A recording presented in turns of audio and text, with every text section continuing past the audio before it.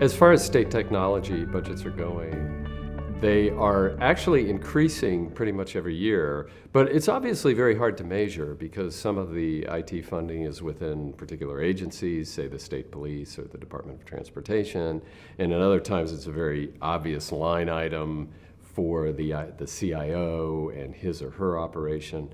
So even though it's hard to measure, we assume based on the activity going on in IT that it's been going up every year since at least the end of the recession.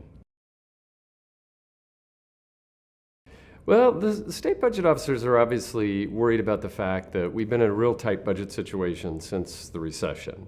And there are so many claims to the money coming in. So we're seeing some growth in revenue, that's good. Things are certainly getting better economically, and states are seeing that reflected in better tax revenues.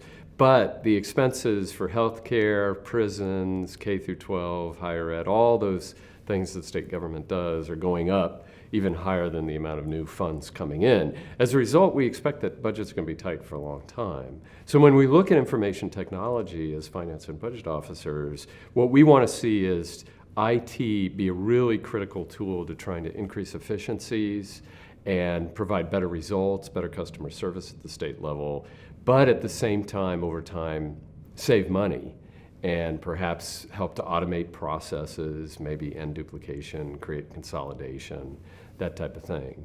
And the wrinkle in all this is because we have tight budgets, we don't necessarily have a lot of upfront general fund money at the state level to provide to the IT systems and all of the information technology projects and programs. So that's kind of the unfortunate drawback. We don't have a lot of upfront money, although we really want to see some information technology innovation have a big impact.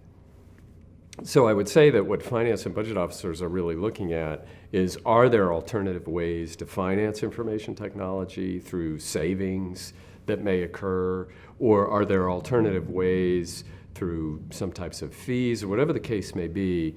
We really want IT to work, we want to see innovation and creativity, but we'll be the first to acknowledge that we're really limited in the amount of upfront funds that we at the state level have to provide specifically for information technology. I would say that budget and finance staff at the state level right now are really focused on their budgets that will be presented to the legislatures by governors in early 2015. And so they're really focused on forecasting how much money is coming in. They're focused on where money should be spent in terms of, are there ways to contain costs in certain areas such as corrections and prisons so that you have more money in other areas like transportation. Healthcare implementation obviously is huge. The largest amount of spending within total state budgets is just for the Medicaid program, the program for lower income individuals in healthcare. And so thinking about ways to contain costs within healthcare is going to be a real critical issue for state budget officers. And I would say, frankly, information technology is going to be a real important part of that. Being able to collect and analyze data in healthcare and figure out how you can contain costs without compromising quality. And there really are some good examples of doing that.